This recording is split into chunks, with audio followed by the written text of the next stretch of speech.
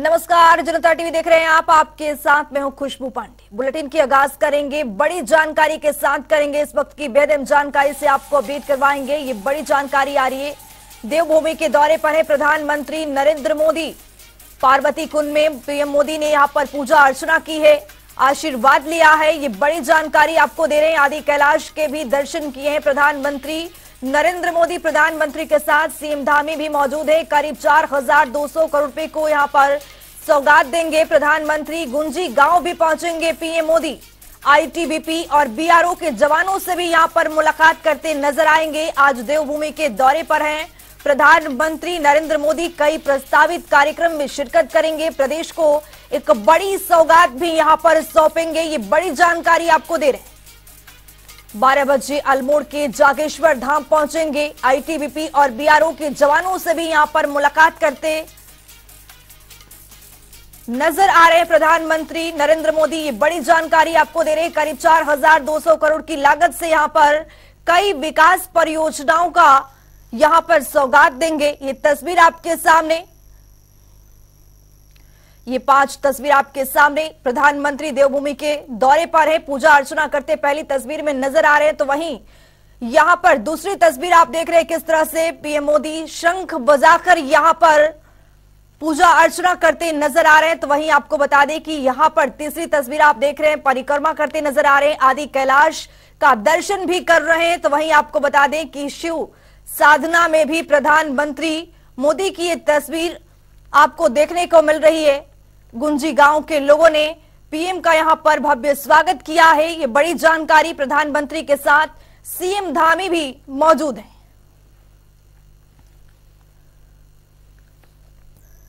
तो ये प्रधानमंत्री की तस्वीर, देवभूमि पहुंचे हैं, देवभूमि के दौरे पर हैं। तो वही प्रधानमंत्री के साथ यहां पर सीएम धामी भी मौजूद है। करीब 4,200 करोड़ रुपए की यहां की सौगात देंगे। गुंजी गांव पहुंचेंगे प्रधानमंत्री मोदी। तो वहीं आपको बता दें कि गुंजी गांव के लोगों ने पीएम मोदी का यहां पर भव्य स्वागत किया है। तो हमारे सहयोगी यशराज आनंद हमारे साथ जुड़ चुके हैं। यशराज, प्रधानमंत्री का देवभूमि दौरा कितना कुछ खास रहने वाला है? जी बिल्कुल, सबसे बड़ी बात है कि आज प्रधानमंत्री नरेंद्र मोदी का उत्तराखंड में आगमन हुआ है। पीएम नरेंद्र मोदी गुरुवार को यानी आज उत्तराखंड के दौरे पर पिथौरागढ़ के जोली कांड पहुंचे हैं। इसके बाद उन्होंने आदि कैलाश का दर्शन किया। पार्वती कुंड में दर्शन पूजन करने के बाद पीएम नरेंद्र मोदी गुंजी गांव पहुंचे, जहां पर स्थानीय लोगों ने पारंपरिक तरीके से पीएम नरेंद्र मोदी का स्वागत किया। पीएम नरेंद्र मोदी ने यहाँ पर सैनिकों से भी मुलाकात की। इसके बाद सीएम पुष्कर सिंह धामी के साथ सीएम पुष्कर सिंह धामी भी हर जगह मौजूद रहे। उनके साथ पुष्कर सिंह धामी ने भी स्पष्ट रूप से लोगों को बताया कि नरेंद्र मोदी यहाँ पर जो आएंगे कुछ सौगात लेकर आए और लोगों के बीच में सौगात देंगे। इस दौरान उन्होंने पीएम की कई विकास परियोजनाओं का कहा। पुष्कर सिंह धामी ने कहा कि पीएम इस बार कई विकास परियोजनाओं का उद्घाटन भी करने वाले हैं। वहीं गुंजी गांव के लोगों ने के साथ उनका संवाद भी हुआ। और लोकसभा चुनाव 2024 की यदि बात की जाए तो 24 से पहले पीएम नरेंद्र मोदी के उत्तराखंड दौरे को काफी अहम और महत्वपूर्ण माना जा रहा है। देश की सीमा से सटे गांव गुंजी गांव में पीएम नरेंद्र मोदी का आगमन इस बार हुआ। इसको लेकर वहां काफी उत्साह का माहौल है। वहां पर पीएम नरेंद्र मोदी ने गुंजी गांव, और मैं आपको सबसे पहले बताना चाह रहा हूँ कि पीएम नरेंद्र मोदी गुंजी गांव पहुंचने वाले पहले प्रधानमंत्री हैं जो देश की सरहद की सीमा से सटे हुए गुंजी गांव में पहुंचे। ये नरेंद्र मोदी ये पहले व्यक्ति हैं जो गुंजी गांव पहुंचने वाले नरेंद्र मोदी देश के पहले प्रधानमंत्री हैं। इसको लेकर वहां पर काफी उत्साह का माहौल था। लोगों ने पारंपरिक तरीके से पीएम नरेंद्र मोदी का स्वागत किया। और वहीं पर पीएम नरेंद्र मोदी ने सेना, आईटीबीपी और बीआरओ कर्मियों के साथ बातचीत की और मुलाकात की। इनसे सीमा के हालात पर भी उन्होंने चर्चा किया। इसके बाद में इससे गुंजी गांव के लोगों के साथ उन्होंने जनसंवाद किया। पीएम नरेंद्र मोदी आध्यात्मिक महत्व वाले जागेश्वर धाम और पार्वती कुंड में भी दर्शन और पूजा अर्चना की। पिथौरागढ़ को पीएम नरेंद्र मोदी 42 करोड़ की परियोजनाओं की सौगात देने वाले हैं। कई योजनाओं का यहाँ पर शिलान्यास भी किया जाएगा। वहीं मैं आपको बताना चाह रहा हूँ कि शिलान्यास के विषय में कि पीएम नरेंद्र मोदी का जो शिलान्यास का कार्यक्रम है तो सबसे पहले 8:30 बजे पीएम नरेंद्र मोदी यहाँ पर पिथौरागढ़ पहुंच चुके थे। और यदि बात की जाती है शिलान्यास की तो मैं कुछ डिटेल बता रहा हूँ कि नरेंद्र मोदी की ओर से पीएमजीएसवाई के तहत ग्रामीण क्षेत्रों में निर्मित करीब 76 ग्रामीण सड़कें और 25 पुल शामिल हैं, जिनका उद्घाटन आज किया जाएगा। इसके साथ ही 9 जिलों में बीडीओ कार्यालय के 15 भवन का शिलान्यास किया गया। केंद्रीय सड़क निधि के तहत निर्मित तीन सड़क कौसानी बागेश्वर भारी दोबा गिरिशना रोड और नगला किच्छा रोड उन्नयन योजना का भी आज उद्घाटन किया। वहीं राष्ट्रीय राजमार्गों में अल्मोड़ा, देवशान, पानौला, धानिया, ऑर्डर चलती के उन्नयन कार्य का भी आज नरेंद्र मोदी उद्घाटन करेंगे। इसके अलावा 21,358 के पॉली हाउस के निर्माण की योजनाओं का भी आज शिलान्यास किया जाएगा।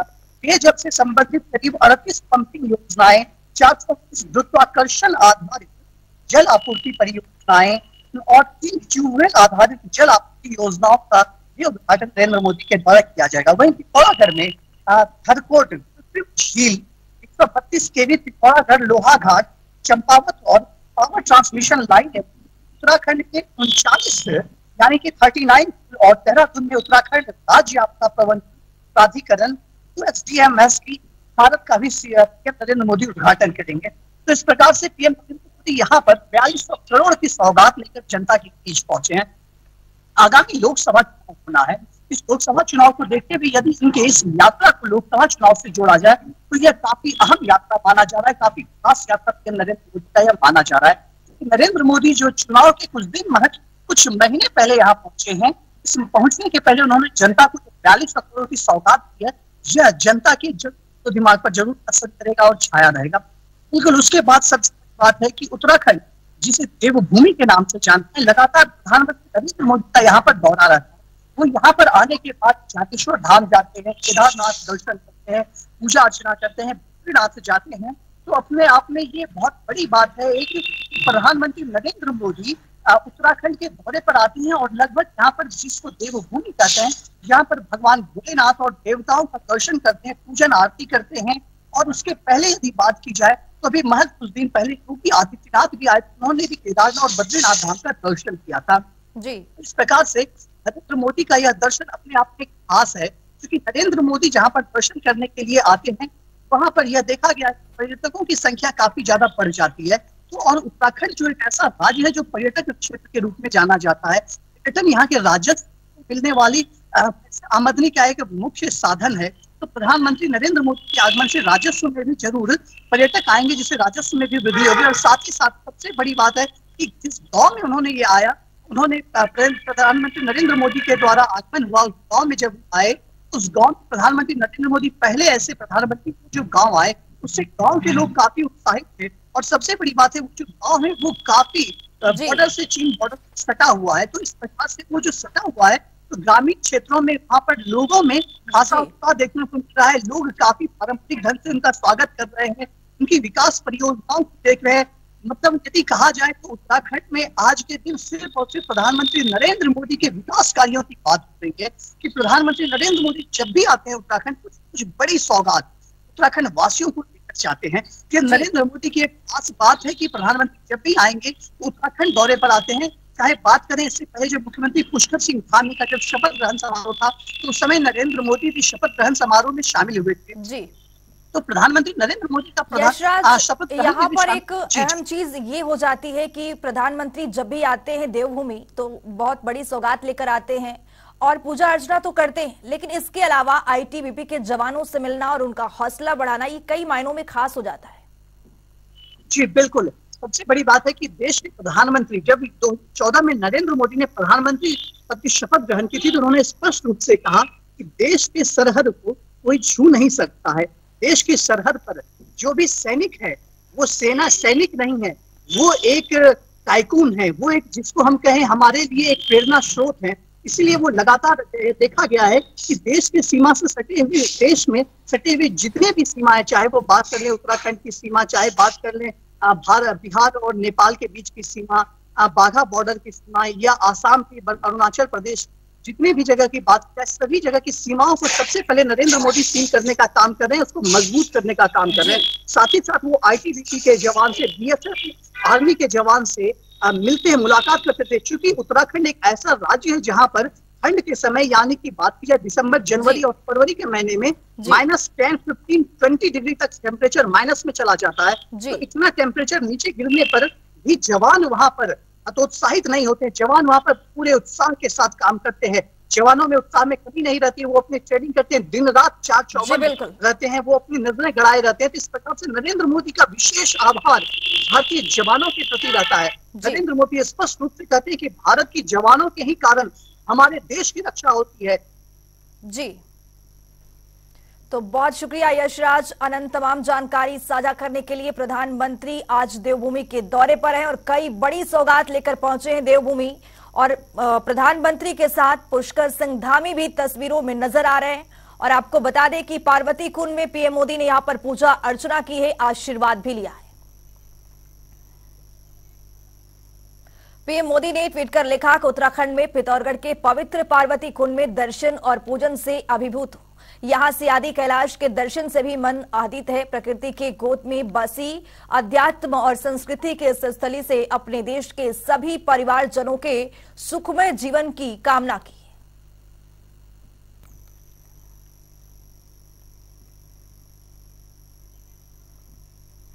सीएम धामी ने पीएम के उत्तराखंड दौरे को लेकर ट्वीट किया है और लिखा है कि आदरणीय प्रधानमंत्री जी, समस्त प्रदेशवासियों की ओर से आपके देवभूमि उत्तराखंड आगमन पर स्वागत और अभिनंदन करता हूं। आपके कुशल नेतृत्व में मार्गदर्शन में प्रदेश में रोड, रेल और रोपवे निर्माण के माध्यम से धार्मिक, आध्यात्मिक और साहसिक पर्यटन को नया आयाम प्राप्त हो रहा है। आपके वचन के अनुरूप हमारी सरकार राज्य के सर्वांगीण और सर्वस्पर्शी विकास के लिए निरंतर कार्य कर रही है। उत्तराखंड के प्रति विशेष लगाव के लिए आपका सहृदय आभार है।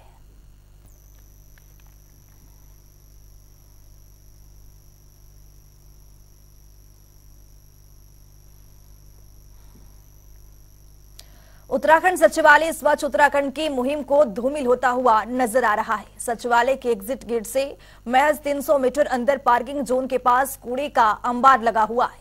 पार्किंग हुई सामने होने वाली बिल्डिंग में सीएम धामी और कई आईएएस अधिकारी बैठक करते हैं। वहीं पार्किंग में कर्मचारियों की गाड़ियां खड़ी रहती हैं, लेकिन कभी भी इन कूड़े के ढेर पर ना तो किसी अधिकारी और ना ही किसी कर्मचारी की नजर पड़ी है, या ये कह ले कि अधिकारी और कर्मचारी कूड़े के ढेर को नजरअंदाज कर रहे हैं। देखिए जनता टीवी के संवाददाता यशराज आनंद की खास सचिवालय से ये खास रिपोर्ट। 2014 में लोकसभा चुनाव के जीतने के बाद नरेंद्र मोदी ने प्रधानमंत्री पद की शपथ ग्रहण की। प्रधानमंत्री बनने के बाद उन्होंने पहले ही भाषण में कहा कि भारत को स्वच्छ और आधुनिक भारत बनाना चाहिए। स्वच्छ भारत की परिकल्पना करते हुए उन्होंने कहा कि गांधी जी ने जो स्वच्छ भारत की कल्पना की थी, भाजपा सरकार उसको साकार करने का काम करेगी। वहीं उसके बाद प्रत्येक साल के 2 अक्टूबर को स्वच्छता दिवस के रूप में मनाया जाता है पूरे देश भर में। वहीं इस वक्त मैं मौजूद हूं देहरादून के सचिवालय में, जहां पर आप देख रहे हैं बड़ी बड़ी बिल्डिंगें सचिवालय के अंदर की है। जहां पर एक पार्किंग स्थल पर मैं मौजूद हूं, जहां पर आप देख रहे हैं कि पार्किंग में किस प्रकार से यहां पर जो कर्मचारी काम कर रहे हैं उनकी मोटरसाइकिलें खड़ी हुई हैं।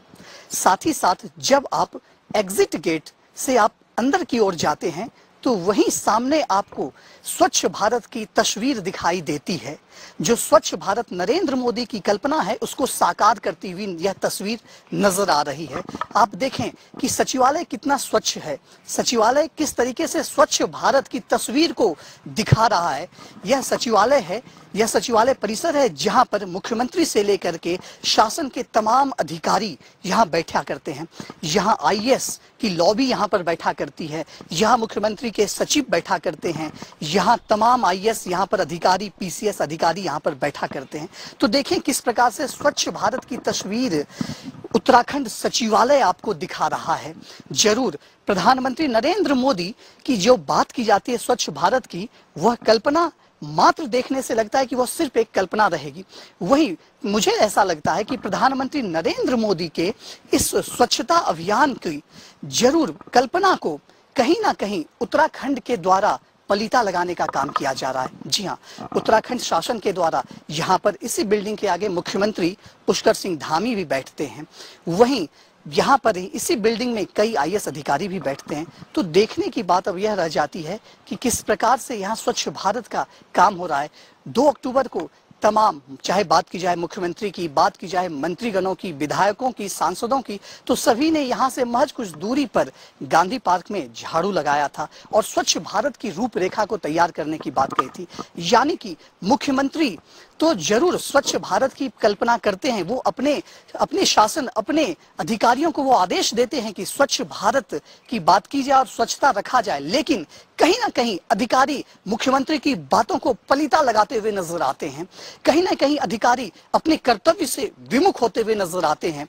जरूर यह कहीं ना कहीं स्वच्छ भारत की कल्पना को भी एक ठेंगा दिखाना इसे कहा जाए। आप फिर से देखें कि किस तरीके से सचिवालय के अंदर यह आपको दृश्य, स्वच्छ भारत का दृश्य नजर आ रहा है।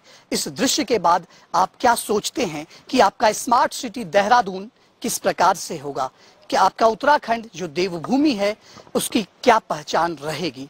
यह तो अब जनता निर्भर करेगी और अब देखना यह है कि सचिवालय में इस खबर के बाद क्या असर पड़ता है। क्या यहाँ से ये जो कूड़ा डंपिंग जोन बना दिया गया है, इस डंपिंग जोन को हटाया जाता है? कैमरा पर्सन रोहित के साथ मैं यशराज आनंद, जनता टीवी, देहरादून। मध्य प्रदेश में चुनाव का ऐलान होने के बाद एमपी के सीएम शिवराज सिंह चौहान 2 दिन के उत्तराखंड के दौरे पर रहे। इस दौरान शिवराज सिंह चौहान ने कई साधु संतों से मुलाकात कर आशीर्वाद लिया। हरिद्वार पहुंचे शिवराज सिंह चौहान ने शांति कुंज प्रमुख डॉक्टर प्रणव पांड्या से भी यहां पर मुलाकात की। आध्यात्मिक संस्था शांति कुंज के मध्य प्रदेश में बड़ी संख्या में अनुयायी हैं, इसलिए मुख्यमंत्री शिवराज सिंह चौहान के शांति कुंज दौरे को मध्य प्रदेश के आगामी चुनाव से जोड़कर देखा जा रहा है। हालांकि शिवराज सिंह चौहान ने अपने दौरे को आध्यात्मिक यात्रा बताया।